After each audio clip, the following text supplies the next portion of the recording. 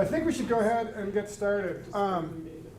And I see a lot of folks that I know. And I think you, not to single you out, but you might be the one person I don't know. I'm Aaron with Missoula Food Bank. Yeah, I've been to a couple of these before. I'm with Blue Sky Stewardship. We're local and nonprofit. Yeah, that's right. Which means that literally everybody here has seen me do the introductory Food Bank 101 song and dance. So unless people really want to hear it again, I might not. And instead, I'll just go right ahead and introduce Micah. And we'll have more discussion, or more time for conversation and work with her. Is that okay? That's great. So Micah Nielsen comes to us from Montana Women Vote. She has spoken to this group before. She actually came to the very first in our Food for Thought series. She's really knowledgeable on where the rubber meets the road in terms of social pressure on the political process and how to affect change and how to do more at a legislative advocacy level, which is really important for us because the food bank, unfortunately, is a growth industry right now. And it really shouldn't be the case. When we look at building our next home at our work today, we're looking at a tremendous increase in demand. And that's not a measurement for success for us. Instead, we have to look at how do we reverse that tide? How might we eventually serve fewer people? And it starts with the stuff that Mike is going to talk about. So, thanks. Yeah, thanks, Eric. I'm going to be that presenter real quick and make an awkward ask. Do you mind if everyone comes and joins us over here? We're a bit of a smaller group. We're going to have conversations on a pretty individual level, and politics can be a little sticky sometimes. So I just want us all to be in the same space, to be having a conversation with one another, and kind of open it up for that. I apologize, first of all, for the massive amount of materials on your chairs, but we will use them, all of them today, I promise you. And if for some reason there's one that you don't want, that is totally fine. We will take them back and we'll give them to somebody else. So, no pressure to keep them, but let's move for a second while I get myself situated. Oh, look, I'm supposed to be somewhere else right now. Okay, like Aaron said, I know some of you, I don't know all of you. My name is Micah. I'm the program director for Montana Women Vote. Montana Women Vote is a 501c3 organization that works to advocate for and with low-income women and families in the democratic process. We are part of the Montana Human Rights Network. They are our fiscal sponsors, and we do a lot of work with the Human Rights Network because from our perspective, issues of economic justice and gender justice are integrally connected to human rights. So we end up working on a lot of the same stuff, so it's a pretty good partnership for us. We're going to talk about a couple things today. Aaron kind of prefaced this. We're going to start by talking about why voting is important for low-income communities. I think that this is something in particularly service industries that it's something that we have a tendency to touch on, to acknowledge, but not really flesh out. And that an inability to flesh out why these kind of things are important to low-income folks means that we're really bad at engaging with low-income people. So if we want to get better at advocacy, if we want to make sure that everyone is represented in the democratic process, we need to make sure that we know what issues the populations face that we're trying to serve. So we're going to talk about that first, and then we're going to talk about the ballot, specifically what you'll see on the ballot, this particular ballot, which isn't much, I'll be honest with you. Our conversation about it may be fairly short, but how to look at a ballot and interpret issues and the way that they impact communities. You see one thing on a ballot, you cast one vote, but the ripple effects of that can be pretty massive. And it's important that we know the best ways to educate people, to engage with people, our friends, our family, our neighbors, our organizations. Before we start, I don't know everybody in the room, so would you all mind just going around and saying who you are, what organization you're with, and why you decided to come to this Food for Thought? You want to start? Sure. I'm Kelsey Olson. I'm the events marketing coordinator at Missoula Food Bank. So I'm here because I organized. My name is Kathy McCard. I'm a volunteer at the food bank and also on the board, and a member of the Advocacy and Education Committee that is sponsoring these series. I'm Gail Gifford with the Montana Food Bank Network, and as the statewide network, we work very closely with Missoula Food Bank, so we can make sure that we're on the same page. And Food Bank Network was helpful for us when we were passing that. My name is Patty Giverson, and I'm also part of the Advocacy and Education Committee with the Food Bank and on the board. Sharon Dinkel-Ulig, Ditto. I'm on the board of the Food Bank and a member of the Advocacy and Education Committee, and a true believer in the work that the Food Bank does. I'm Liz, I'm the AmeriCorps Visitor for the year at Missoula Food Bank, and I'm here because this is a program I'll be taking over in a couple months. So I'm learning a lot along the way. Awesome. Yeah, I'm David, and sometimes they tell me what's going on from the food bank because I'm on their mailing list. And I'm going to volunteer and clean their plastics today anyway, so I figured I could come early over here and then go down to 3rd Street. Awesome. Thanks for volunteering. Yeah, we have 5 places in Missoula I volunteer at. That's fantastic. I love meeting fantastic volunteers. Yeah, I'm William Halliburton. I work for Blue Sky Stewardship. It's a new local food producing nonprofit. So this is very dear to our mission statement. So we want to make food for you guys. It's produced in town. My name's Russ Peterson. Volunteer with many organizations, and I've come to really like the food bank over the last year. And I work for Nelson Personnel. They're a local staffing company in town. And we all know Aaron. Do you want to introduce yourself? Oh, thank you. Okay. Let's start out by asking kind of an uncomfortable question. And I want to preface it by saying like what I said earlier, that politics and talking about voting and the way that you feel about issues can be pretty uncomfortable if you're talking about it with strangers. But we're going to dig into that a little bit today, if you all are okay with that. I think knowing where we stand as individuals helps us be better advocates. So, can I ask how many people have already voted in this election? Some people? So you are absentee voters, right? Some of this information you will have seen already in that case. But it's just a new way to think about it. So if you have already voted, try to use this information as something that you can take to your friends and your family, encouraging other people to vote, because there is still opportunity for folks to register to vote. And if you haven't voted yet, this will be a great opportunity to kind of hash out what is actually on the ballot. Then if you're not registered, then this will give you the tools to go out and get registered so that you can participate in this election. So I just saw, oh, well that's weird. Okay. So I just saw this graphic that came up on the Food Bank's Facebook page right here, and I loved it. So I cut some of it off to fit it all on the slide, but I started with this. This is talking about voter turnout in Montana in midterm elections. We work a lot with low-income women and families, so we focus a lot on low-income women and how voter turnout is affected when we actually engage with low-income women. But this is so true. People living in poverty experience more barriers to voting, resulting in lower turnout.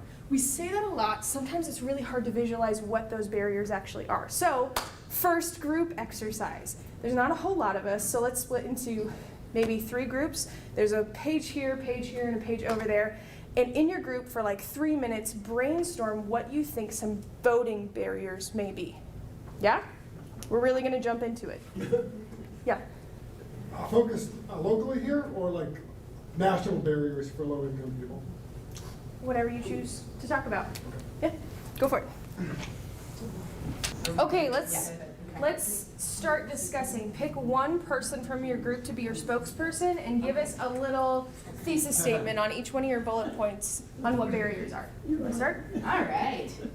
So I'll be quick, and I think I heard a lot of the same ones over here. The first one we started with was making time to vote. juggling work, kids, if you aren't an absentee voter, how do you find the time to go down and vote? Transportation, obviously. Knowledge of the issues, is the language accessible? Do you understand it? You know, sometimes the way these issues are worded can be challenging to understand.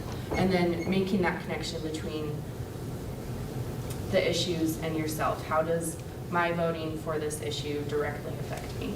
Great. What did this group come up with? We mirrored a lot of those. Transportation was the first one we thought of, and some of the transportation costs associated to getting to a polling place that might not be convenient. Demands of a single parent in childcare. You know, you go and you stand in line for an hour or two, and if you have a 2-year-old, it makes you not want to do it, maybe. Right.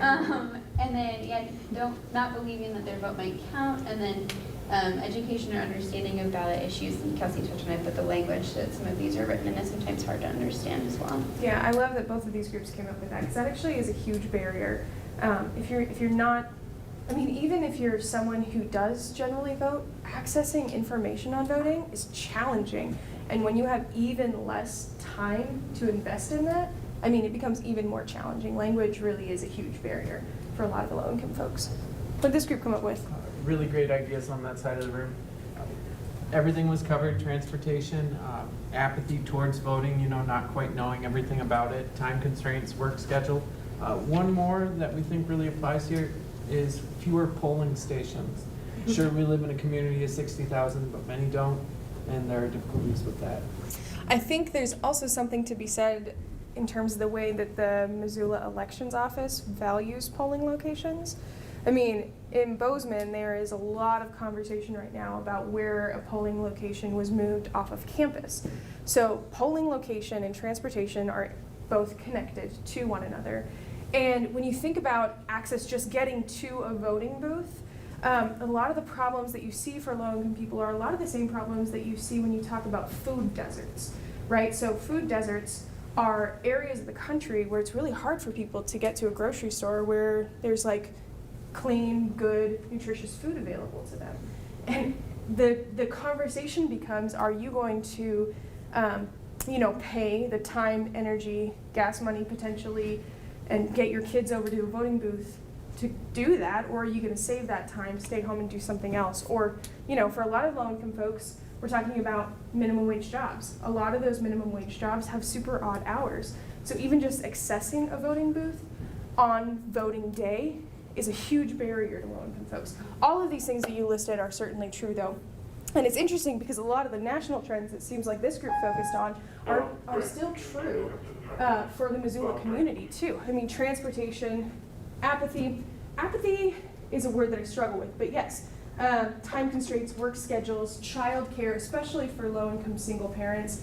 All of those things are huge barriers for low-income folks in terms of voting. You don't come back together again. We're going to discuss it a little bit more before we go on to our next group activity. And the one thing that I want to talk about is apathy. So when you hear that word, apathy, what comes to your mind when you talk about political apathy? And it is a problem, not just in low-income communities. It's a problem across the United States. There's a reason that our voting numbers are pretty low compared to other places internationally. So what do you think of when you think of voting apathy? What causes apathy? What causes disenfranchisement from apathy? Why do people choose to stay in that place? Let's just dialogue about it a little bit.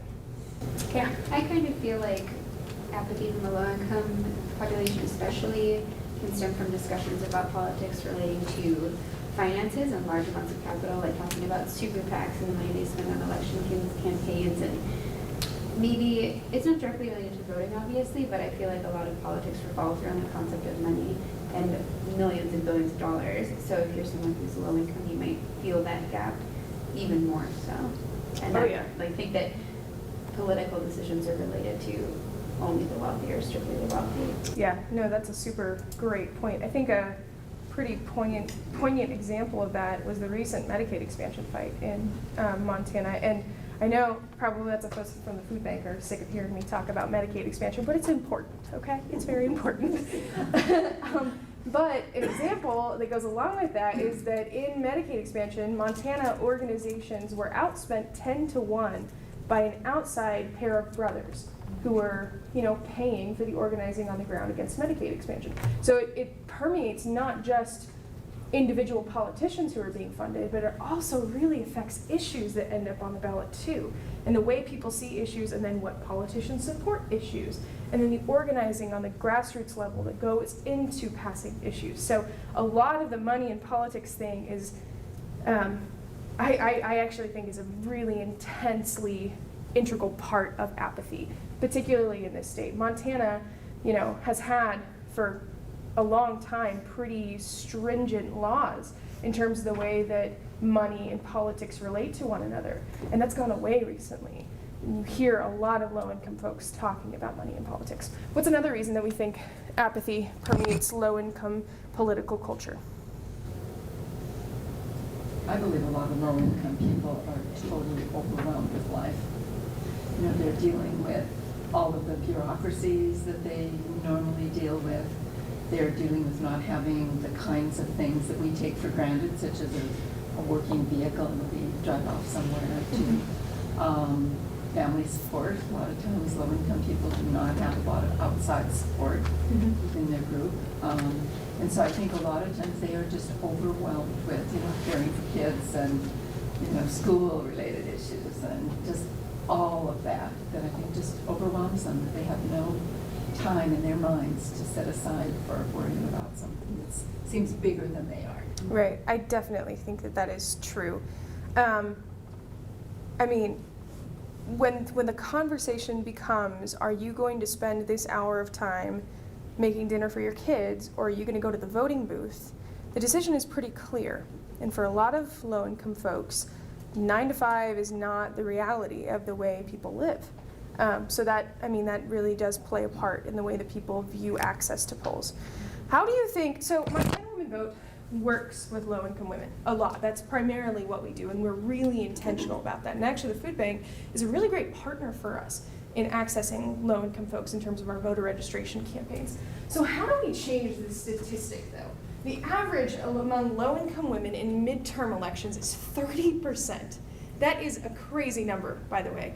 30% is nothing. There is no power in that voting block when you think of just 30% of low-income people.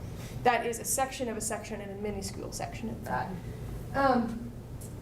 Midterm election average among everyone else is 56%, but when these folks are engaged by Montana Women Vote, what is that apathy break that then brings low-income women voting blocks up to 70%?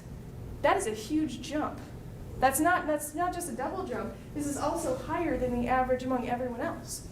So if you were to be putting together a voter registration campaign that also included, get out the vote ideas, what would you do to try and engage this group of people, not just to register to vote, but then to show up at the polls?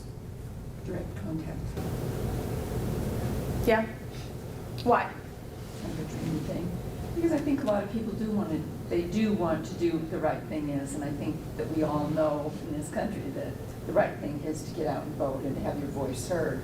But I think people need someone to sometimes encourage them to do that, or to help them do that, to just assist them. Like, I think for a lot of people, they don't even know where the polls are. They haven't even thought about it, where if somebody comes and says, okay, you can do an absentee ballot, and it's really simple, and all you have to do is mail it back in, or you can drop it off here when you go to the store or whatever. Yeah. I think we engage people by having one-on-one conversations, which is pie in the sky, but I think that is a way. The more direct contact we have with people, the more. No, it's absolutely true. Sitting down and having a conversation with someone is the best way to encourage someone to vote. Why? Peer pressure. That's what it is. It's peer pressure. I grew up as a low-income woman. Me sitting down with another low-income woman and saying, hey, you should vote, this is why. That has a huge impact on people showing up to the polls. What I will say more so, though, is that Montana Women Vote doesn't just focus on people showing up to the polls. We focus on people showing up for their communities day in and day out. We provide opportunities for people that are so often disenfranchised to have leadership in the processes that affect them. What that means is that low-income women are the ones that are running our voter registration campaigns. Low-income women are the ones that are making calls when it comes to our Get Out the Vote campaign. When we go to Helena and we testify on legislation, you won't see Sarah or I testifying, you'll see a low-income woman testifying. The way that we make that happen while juggling all of these things that prevent people from engaging in the process is by taking them into consideration. You can't ask a low-income person to go to Helena and testify on Medicaid expansion if you're not going to provide transportation for them. You know what I mean? You can't ask a low-income woman to come to our Women's Policy Leadership Institute if you're not going to provide childcare and then also have scholarships and food available for those folks too. It's an extra step, but it's one that is integral to our democratic process actually being democratic. You know what I mean? It's really important.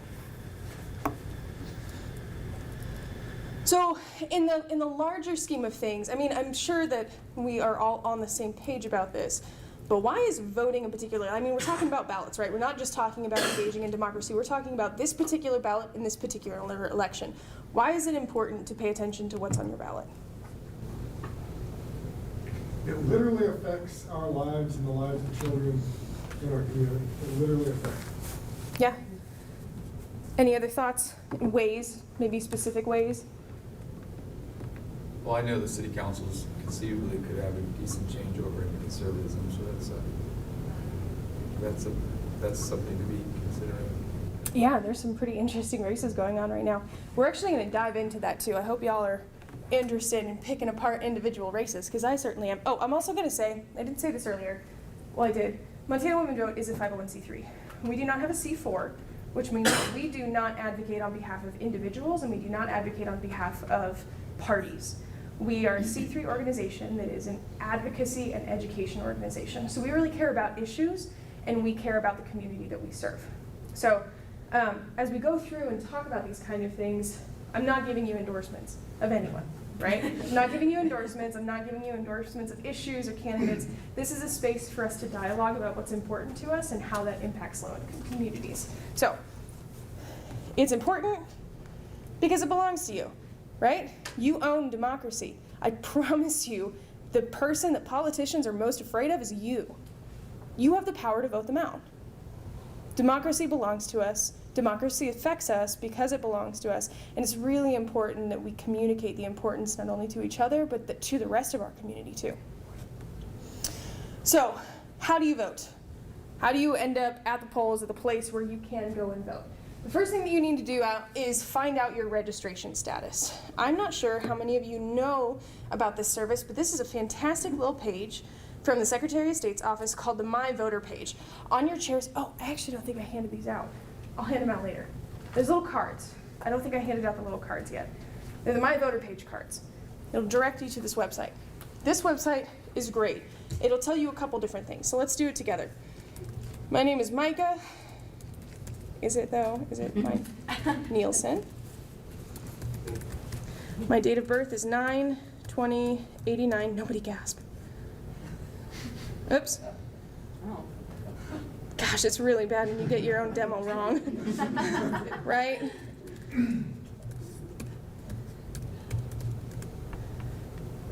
Okay. I've been identified as an absentee voter, blah, blah, blah. I'm active. Good for me. This is what you see when you enter in your information to the My Voter page. This is the way to determine whether or not you are a currently registered voter. There are a lot of individual circumstances in our state that can make you ineligible to vote, that negates your registration. If you forget to vote in one election, for example, you're probably not eligible to vote in the next one. You may have been removed from the voter list. If you've moved recently, your past registration is no longer viable. Who knows the reason why that is, by the way? There's a lot of confusion about this. Why is it that when you move, you have to re-register to vote? Maybe district. Yeah, it affects your districts. It affects the ward, so that's city council. It affects the wards that you vote in, the House districts, and the Senate districts that you vote in. So you will see the location of your polling place. My polling place is Lowell School, which I love. My precinct number is Low 95. That doesn't really tell me anything, but Lowell School, I can remember the address. My Senate district is Senate District 48. My House district is House District 95. So that's how you find out your voter registration status. We'll get into how you figure out who exactly represents you in just a bit. I have a couple questions for you. This is a question and answer period. I want to poll the room and see what it is that we know about voter registration statuses. So if you are homeless, can you register to vote? Do not Yes. answer. Yeah. Yes. How would you register to vote if you were homeless? Just give a general location. Yeah, you can give a location. If you have a P.O. box that you want your ballot sent to, send them that. But the location that you frequent determines your district. But if you are homeless, you are absolutely eligible to vote in Montana. Do you have to list a political party when you register to vote? No. That's also something that Montana's been pretty stringent about. You do not have to tell our Secretary of State what party you are registering with when you register to vote. Well, I just gave this one up. So you know what you do have to register to vote. If you are a former felon, are you eligible to vote? No. Yes. Yes. You are. You are eligible to vote. As long as you are not currently incarcerated, you are eligible to vote in the state of Montana. Does registering to vote make you eligible for jury duty? Does it sign you up for jury duty? I get this a lot. Lots of people don't want to vote because they don't want to do jury duty. So if you register to vote, are you enrolled in jury duty? No. Yes, you are. But having a driver's license also registers you for jury duty. So if you drive a car but choose not to vote because of jury duty, you're probably on their list already and they're coming for you. Can someone, I know, right? Can someone help you at the booth? If you go into the booth, can someone else come in with you and help you vote? I saw a nod back there. Yes. Why? Because yes. Yeah, you're right. Yeah. It is right. This is really important for aging adults. If you can't see your ballot, you can't, write on your ballot correctly. So yes, someone can accompany you into the voting booth unless they are your employer. So you two couldn't go into the same voting booth together. Other than that, somebody can go into the voting booth. Let's chat ahead of time. Absentee versus in-person voting. Who knows? I mean, the difference is intrinsic in those two words. The problem, though, and this is something that a lot of low-income folks have some confusion about, is the timing of those two things. So 30 days prior to the election, you cannot register to vote and receive an absentee ballot. The reason being is that the state doesn't continually send out ballots throughout that 30-day period because you might not send your ballot back in time. So if you're registered to vote absentee, you probably get your ballot a month before the election happens. Usually longer than that, actually. But you can still register to vote and vote in an election if you miss the absentee cutoff. What that requires you to do, though, is vote in person on the day that you are registering. So you can register to vote at the fairgrounds or at the courthouse and vote that day if you missed the registration cutoff for absentee voting. This is really important for people that forget things like, I moved recently, or folks become homeless. This is really important for low-income communities. Why? Because low-income communities move a lot, especially single parents. Single parents have a tendency to occupy 2 to 3 homes per year. That's national average. I think it's a little bit lower in Missoula, but I mean, issues in Missoula around housing often are related to deposits, even if you have a Section 8 voucher. So lots of low-income folks have difficulty with determining where exactly it is that they're living when the election time comes around. So it's important for those people to be able to walk in and vote in person.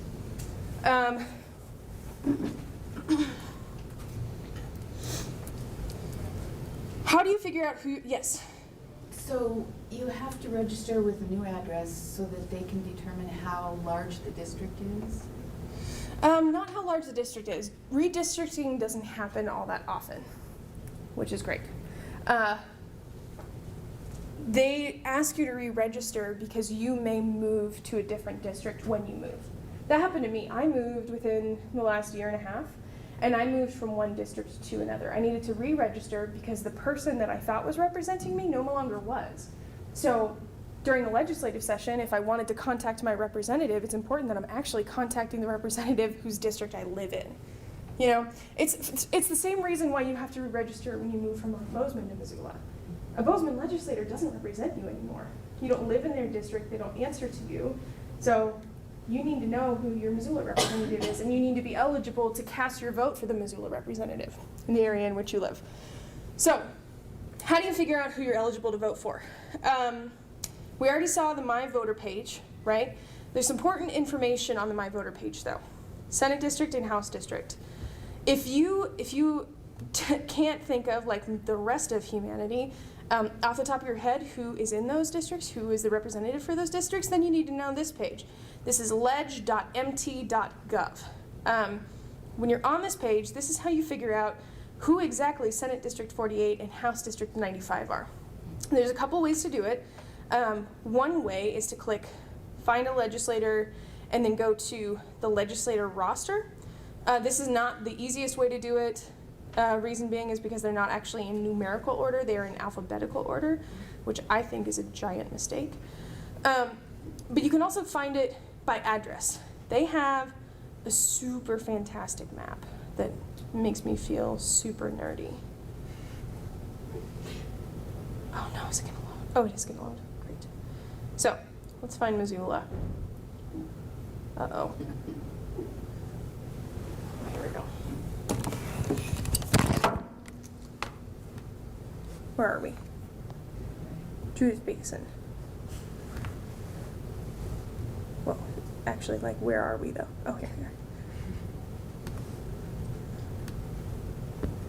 So the closer you get to a major municipality, the more convoluted districts become. This map can be a little difficult to read if you don't know how to read it, which is why I'm showing it to you right now. I know some of you have voted. I know that some of you know who your representatives are, but knowing this page will help you educate someone else, and it may save you some time in the future if you ever do end up navigating to this. So I live in this green area. This green area, if you click on it, shows you,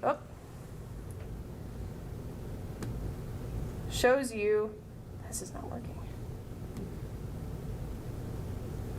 I promise you it shows you something. Okay, House District 95. That is Nancy Wilson. That is who my representative is. It also shows me my Senate District, Senate District 48. That's Cynthia Wolken. The reason that this map is hard to read, though, is because this section right here is actually the House District, and then this black line right here that goes all the way up over past Tucson and then back down again is Senator Wolken's district. So it can be a little bit difficult to read, but this is a really helpful thing for folks to know when they're trying to figure out who they want to vote for, if they want to know who to vote for before they walk into a voting booth. The other thing that I encourage you to look at when you're considering who to vote for is the who's who in politics. Go ahead and pull it out. It's in the pile of things that are given to you. This is an information packet put together by a practicum student from Montana Women Vote a couple years ago, and it's really helpful. One of the first times that I ever voted, I brought this into the voting booth with me. No, big one. This one, you want to hold it up for all the people to see? Oh, you may not have one. I ran out. Who all needs one? This one. This one? Maybe a Couple? I have one. Thank you. These are a really great resource. We hand them out across the state. The reason it's a great resource is because it's super simple. You want to know what your senator does and what your House representative person does? You can look on this form and find out. So this kind of gives you that information past, who it is that you're able to vote for, and it puts it into perspective of what is this person able to do and why is it important that they are running for office. So, City Council is the first kind of grouping that you'll see on your ballot. So on this year's ballot, if this was my ballot, this would be the front side. You'd have your City Council representatives on the front, and on the back, this year you will see bonds. We'll talk about bonds in a second. Front side is City Council, though. If you want to know who your City Council person is, you go to Missoula, Montana's website, ci.missoula.mt.us, navigate to Your Government and City Council, and then go to Ward Map.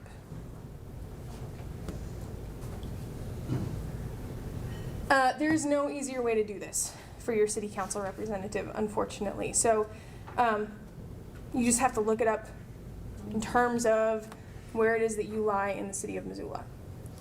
I moved recently. I moved to a different ward, so I went from being in Ward 3 to being in Ward 1.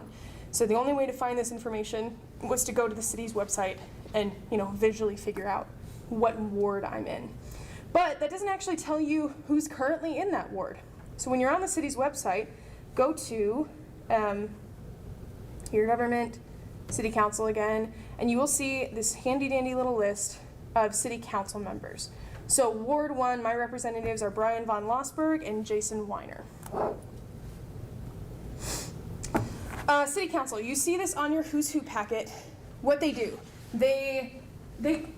city council is the nuts and bolts of our urban municipality in the Missoula area.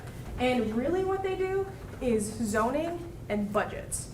But that kind of has a little bit of a larger impact because there's a few things else that they can do. When you think about things like the non-discrimination ordinance that passed in Missoula, mountain water, you think about yesterday a city council committee approved a resolution to change Columbus Day to Indigenous Peoples Day. Those are things that the city council does. Mountain water, the Sit Live ordinance, these are all things that our city council people have made decisions on and then gone back on their decisions in some cases for good reason. So city council is pretty important. All of these things really affect low-income people. All of them do. Mountain water affects property taxes, which has a tendency to affect rental prices, which affects low-income people. Non-discrimination ordinance, there are a lot of low-income LGBTQ people in this city, and having a non-discrimination ordinance ensures their ability to secure housing and jobs in this community. Sit Light ordinance, you're talking about homelessness downtown, right? That is an issue about homeless folks in our downtown area.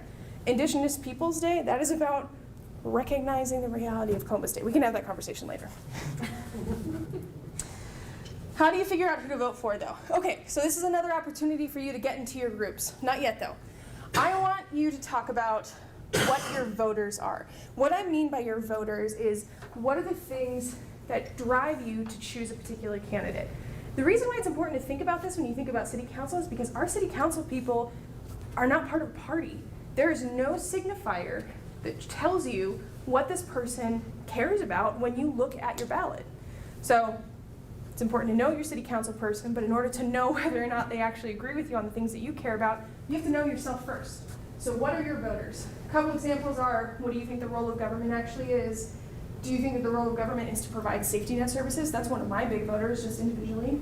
What are your stances on equality, on taxes, healthcare, public school access, incarceration, park access in different communities? Those are examples of voters. There is a million voter universe that you could potentially pick from. So break up into your little groups. I realize that this is a little personal, but it's interesting to know. It's good to know. It helps us brainstorm it together. If you want to share to the larger group later, you're welcome to. There will be opportunities for it. But break into your individual groups for now and kind of talk through what those voters are for you. Are And you go. writing them? Yes. Okay. Do you see we're writing these down, or we're Yeah. just chatting? Okay. Yeah. Well, and then the Okay, sawmill let's do the same kind of style. Pick a spokesperson. Let's start with this group first. And kind of tell us a synopsis of what you were talking about. We didn't get very far. But- They wrote voters on their sheet though, so star. Yeah. It took a Gold long star. time discussing the question itself, so we didn't get around to actually answering it. Yeah. We did suggest that at least to a degree, the role of government has to include protecting or caring for marginalized populations. And we've said in some cases that can be defined as just being, we vote for folks who care about low-income issues.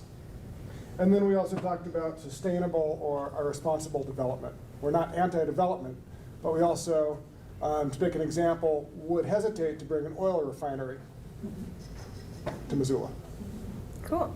I like to think about low-income issues in terms of like the language that a candidate uses around low-income people. There can be a lot of poverty shaming in politics. So often, low-income issues are personally a voter for me.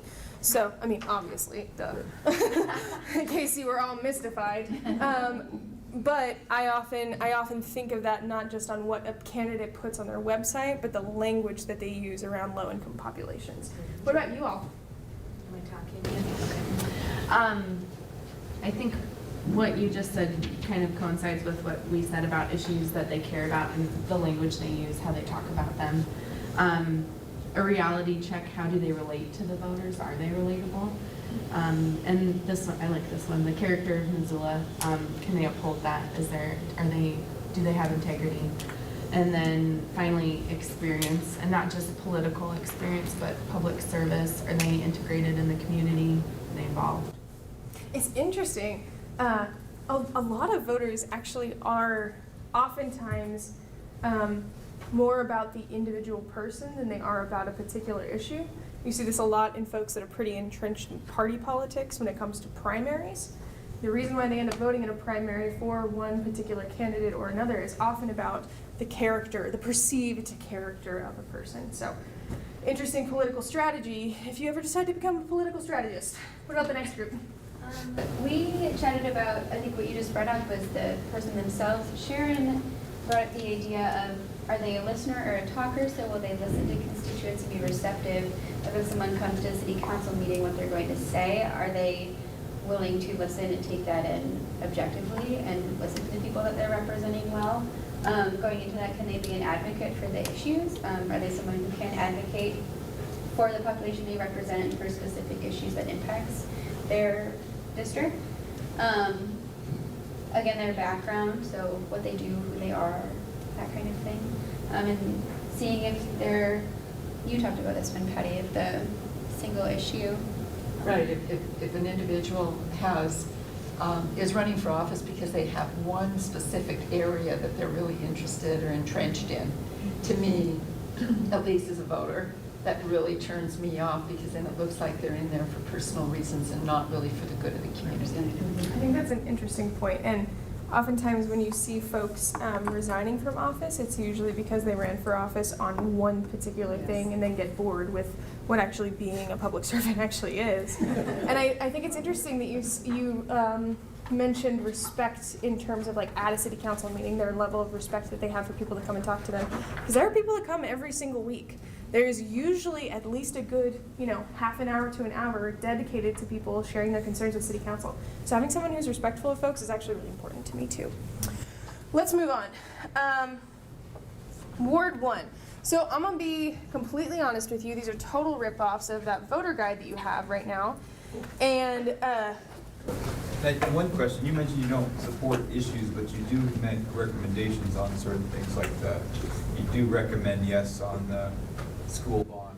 so a couple things. First of all, this is not my voter guide. This is actually a voter guide from Ford, Montana. Montana Women Vote puts out a voter guide for statewide election years. Oh, this isn't your No, product. so that's not my okay. voter guide. But if we had put out a voter guide, we would recommend a yes vote on a ballot issue, because we can. Legally, we are allowed to support ballot issues as a 501c3 because it's an issue, Oh, I not understand. Just a minute party ago or a you said candidate. you weren't going to. That's what I was trying to figure out. Oh, yeah. So along those same lines too, all of the images that you're about to see for all of these particular races are rip-offs of that voter guide. Like, sometimes I couldn't clip them quite right and they'll have a little endorse sign underneath it. That is not me saying that I endorse those people. It's just a really poor clip job on my part. So Ward 1, my ward, Bill Murray, Heidi West, priorities for Bill Murray, reform the budgeting process. Also, I just have, like, as a side note, this is not indicative of how I feel about this race right now, but Bill Murray totally capitalized on his campaign, or on his name when he sent out mailers. Who are you gonna call the tax buster, Bill Murray? It was very clever, and I got a kick out of it. I know, you kind of have to own that, right? So Bill Murray, he's all about, he calls himself the tax buster. So he's about reforming the budgeting process, prioritizing needs versus wants. If I sat down with him, I'd probably ask him what he sees as needs versus wants.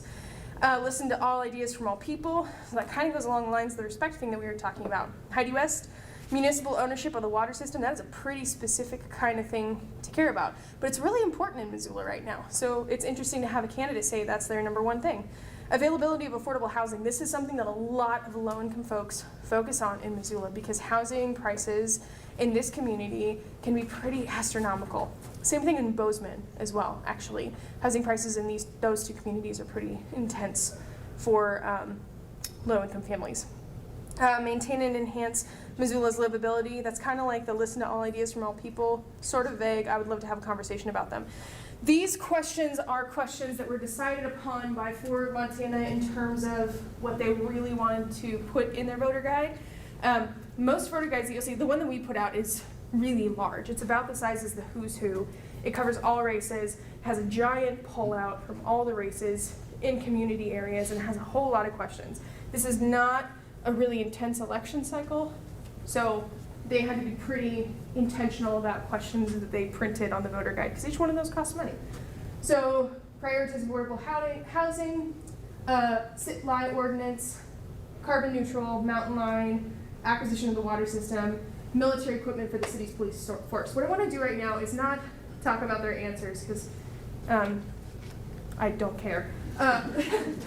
Is why they chose these particular questions and how those questions impact low-income people, so that when you're looking at a voter guide, it's not just like flying over your head like yes, no, unsure.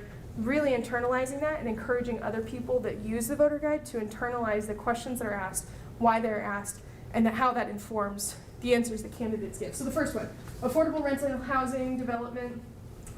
We kind of already talked about this. Affordable housing is an issue in Missoula. Affordable housing development, though, is sort of something that this group talked about, sustainable development. So if we were to look at this and think about it as a voter, as it applies to one of our voters, what are some things that we would want to know a little bit more if we were to sit down with one of the candidates?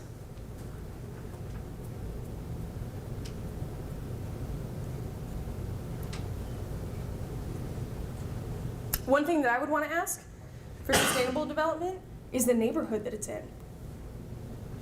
You know? And is it a developer that's going to charge astronomical prices for housing? You can say you're going to build an affordable housing development and not do it. If it's going to be sustainable, depends on what you term as sustainable. Do we want it to be economically sustainable, community sustainable, environmentally sustainable? If it's environmentally sustainable, then we're going to want to know whether or not the building is built with energy efficiency standards in mind. What about the next question? Sit-lie ordinance downtown. I think that's generally to show prejudicials in the race runners, really. Yeah, a lot of people read it that way, certainly. It's interesting, when the sit-lie ordinance first went through Missoula, some folks that you would not imagine would vote for a sit-lie ordinance did. And they did it in the name of the businesses that inhabit downtown. And they took it back. So it's interesting to think about those kind of things. What about carbon neutrality? We sort of talked about that already. It's a good idea, you know, to ask the question. It's one of those goals that's sort of vague. How do you become carbon neutral? It's something that you kind of want to know about, though, if you care about community sustainability and the character of Missoula. A lot of Missoula is pretty focused on energy efficiency and the way that we impact our natural environment. Mountain line. This is super important to low-income people. Lots of low-income people use what is termed as alternative transportation methods, biking, walking, busing. That's good, we have. Only a few Yeah. places in the country have free transportation in the city.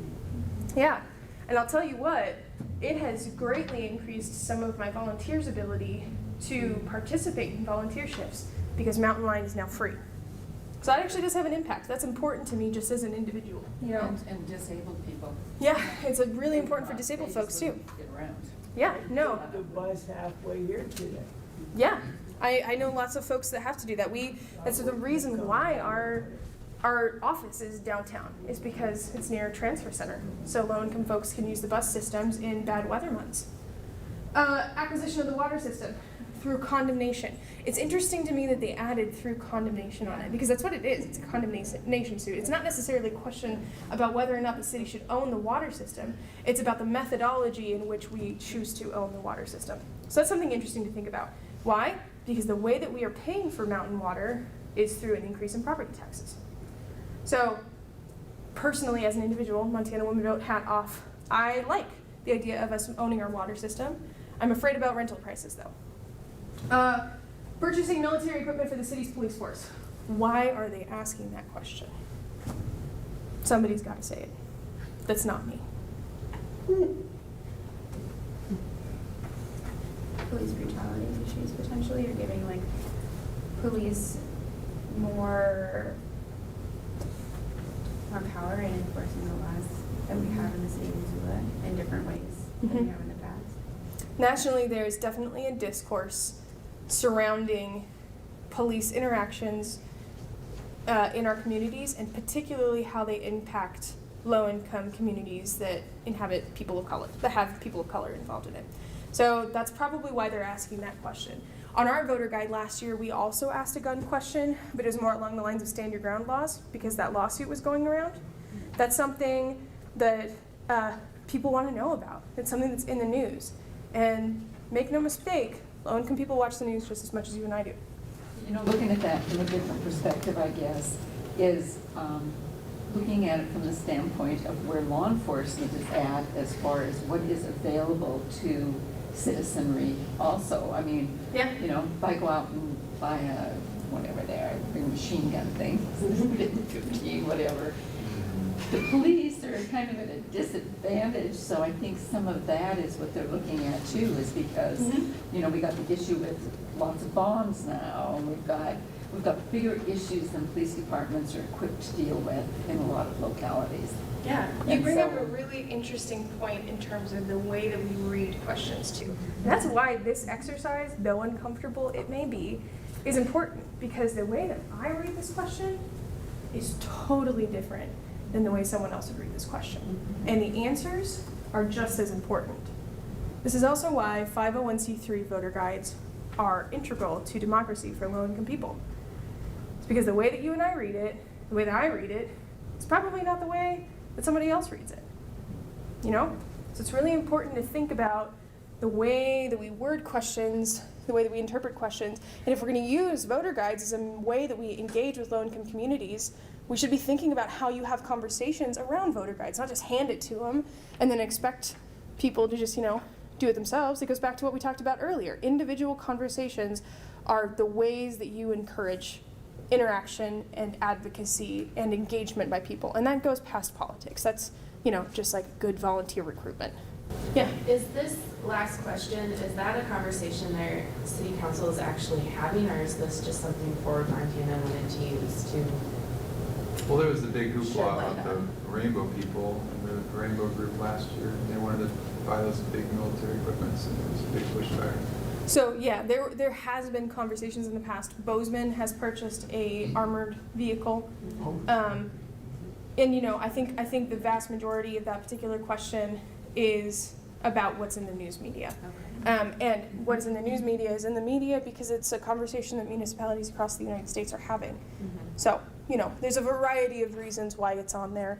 Pick one, pick your favorite. That's why it's on there. Okay. So the rest of these are just kind of the same hoopla. You can read about it in your own voter guide. Ward 2, Ward 3, Ward 4. I thought we were going to go through all of these individually together, but I don't really see the point. I will say, though, that Patrick Weaselhead is the only incumbent on this block of city council people. Patrick Weaselhead is also the person who introduced Indigenous Peoples Day yesterday at the committee hearing. He was appointed to fill Caitlin Koppel's seat in that ward. So this is actually his first campaign, but he is an incumbent. He was the first Native on the council. Yes, he was the first Native American on the council.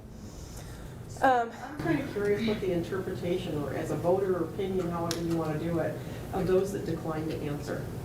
How would we read those? I mean, I have my own view, you know, but, That's So what I'm trying I'm to the do. worst person to ask this question to because I put together Montana Women Votes voter guide, and it takes me months and months and months of work to put together. So you should not ask me that question. But what do you think? What does it say to you when a candidate doesn't Well, answer? does decline to answer mean that they just didn't respond, or they refused to respond, or they sent the form back saying, no, thank you, I don't want to answer these? You know, I'm trying to figure out what decline to answer means in the sense of this. So they All of the choose above? decline to answer as a way to not get sued by a candidate. So Okay. that's why they choose that.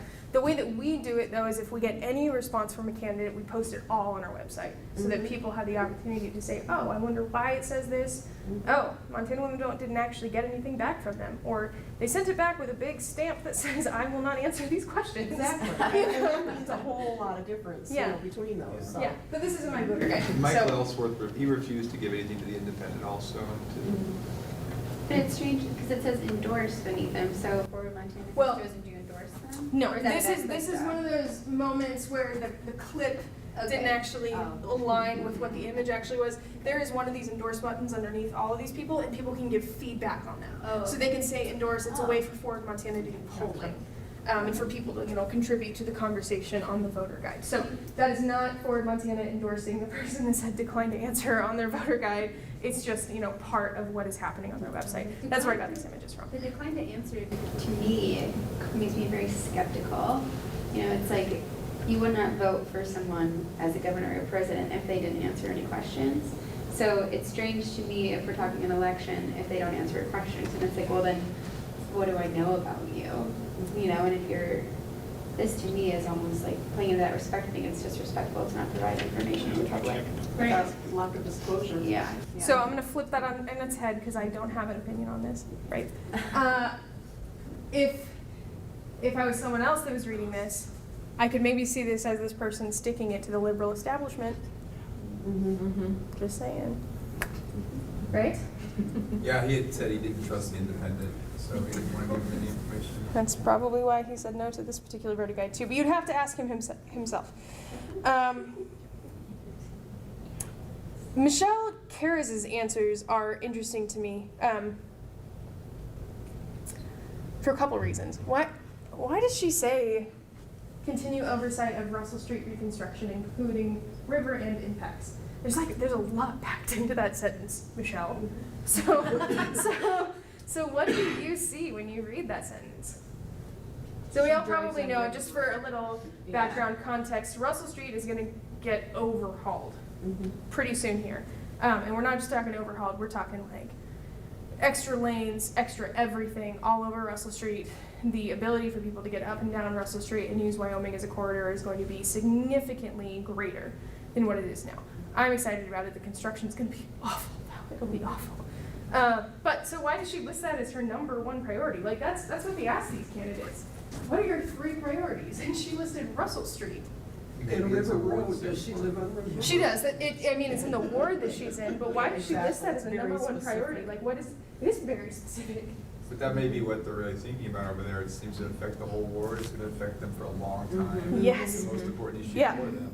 I bet while Michelle was on doors that Michelle heard a lot from residents about Russell Street. So, things to keep in mind when you're looking at voter guides. Also, as someone who really cares about issues that impact low-income communities, I think about transit a lot.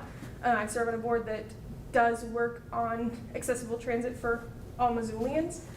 So when I see continued oversight of Russell Street reconstruction, I think a lot about accessible biking and walking facilities for people up and down Russell Street, because there's a lot of low-income housing in that neighborhood.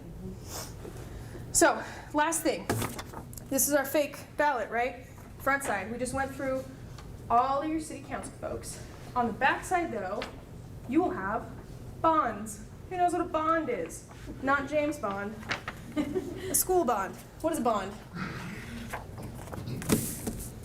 It's a fun word to say, isn't it? Bond. Bond. What is a bond? Taxes.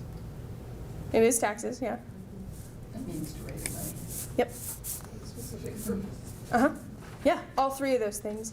A bond is a voter-approved way to raise funds through taxes for a specific project. The specific project that we're talking about this time is two, actually. No, there'll be two opportunities to vote on the back of your ballot for high school and elementary school bonds.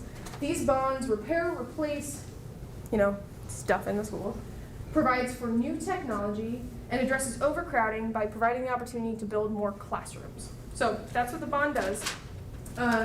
88 million to improve elementary schools, 70 million to improve high schools. It's paid for through property taxes because we don't really have any other method in the city to pay for things. So $200 a year for a $200,000 home. That goes up depending upon your property value. Supporter sample, this is straight off their website. Some supporters of the bond are the Chamber of Commerce. That's interesting to note. That's interesting to think about. Chamber of Commerces have a tendency to be pretty fiscally conservative. Interesting fact, Missoula Chamber of Commerce, actually most of the Chamber of Commerces in Montana, were supporters of Medicaid expansion also. Fun fact. Organization of Realtors, also interesting if you think about the way this is funded. Missoula Education Association, that's like kind of a no-brainer, so it's kind of interesting to think about who the supporters are. It's a pretty interesting mix of folks. There's no public opposition at this point, although if you read Missoulian articles, there's certainly opposition. Never read the comments. You can find this on your ballot, on the back. That's two different votes though. But who knows what ballot drop-off is and why it's important when we think about low-income people voting. Does anyone know what ballot drop-off is? You probably know what ballot drop-off is. You? No? No? Okay, ballot drop-off is a political science term for when people vote for the president, maybe a Senate seat, and then nothing below it because they don't know the people. Bonds are one of the largest casualties of ballot drop-off. And ballot drop-off is indicative of two things. One, apathy. We already figured out how to address that among low-income people, though. And two, education. If people don't know, they usually don't vote. Reason being is because there's so much emphasis in our country on the power of the voter. There's a lot of pressure put on someone when they walk into a voting booth, especially for the first time. So they don't want to make a bad decision, so they don't make any decision at all. You see that a lot with midterm elections when people don't like anyone who's on the ballot. They don't go and cast their vote for the person that they think is the, least awful. They just don't vote at all. So ballot drop-off is it affects bonding issues pretty significantly, which is why you see Yes for Public Schools out so much more than you probably see candidates. It's because it's a much harder to sell. It is a lot harder to get bonds and ballot issues across to voters than it is to get candidates across to voters.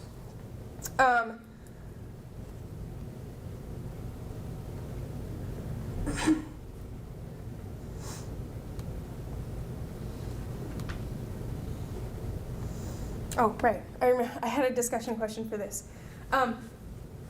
Do you think, just as an individual, do you think that this is a good way to pay for stuff? I mean, all three of these groups mentioned that they like government providing some form of services, right? There's tons of caveats to that. We don't need to get into it. Do you think putting something on a ballot is a good way to pay for stuff? Why or why not? There's no wrong answer. I mean, Mike, I'm sorry, I didn't hear exactly how you ended that sentence. Do you think it's a good reason to do what? do you think it's a good way to pay for things in our municipality? Okay. Because, right, we learned earlier that city council approves budgets. There's other opportunities for funding in education systems. Tons of stuff get bonded. This library is going to get bonded next year. So is this a good way to pay for things? I have a question with the schools.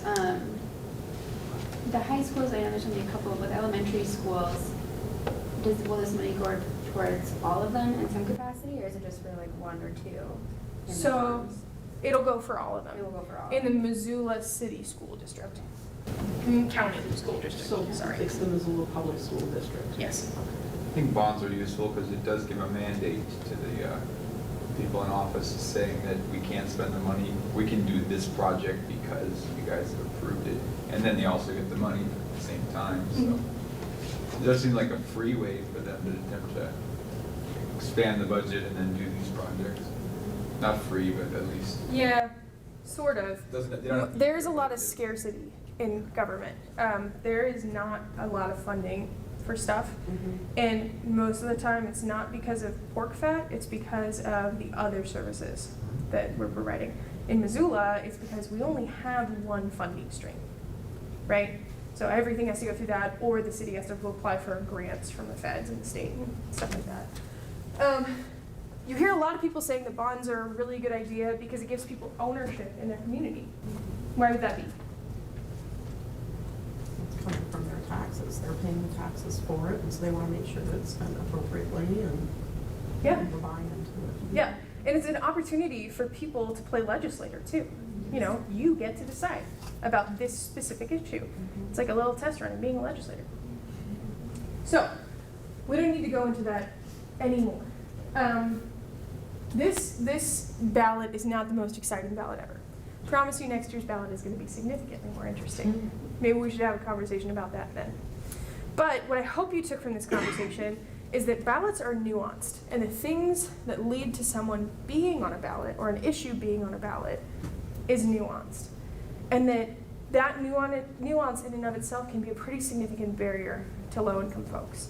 And that if we want low-income folks to vote, we need to provide opportunities for leadership and ownership by low-income people, and we need to create avenues for those folks to engage in the process. Because they will. 70% turnout rate is a really high turnout rate. And it's possible to do that even in smaller elections like city council and bond issues. So I'm not going to have you discuss this. We're all tired. I'm tired of talking. I'm tired of hearing myself talk. But think about the ways that you talk to your neighbors about voting. Again, politics are really hard to talk about. It is difficult to say, I plan on voting for this person, because there's a lot of potential, especially in the internet age, to get your head bit off. You know, it's complicated. But when you think about it in terms of individual impacts and how it affects families, and how those effects to families translate into effects for our community and our state, it is really important that we have those conversations with one another, and that we have it in a way that is actually reflective of our values and our voters. Right? Okay, that's my ending spiel. Thank you so much for having me. Thank you for engaging with me, for participating in the conversation. I really appreciate it. Also, I love the food bank, so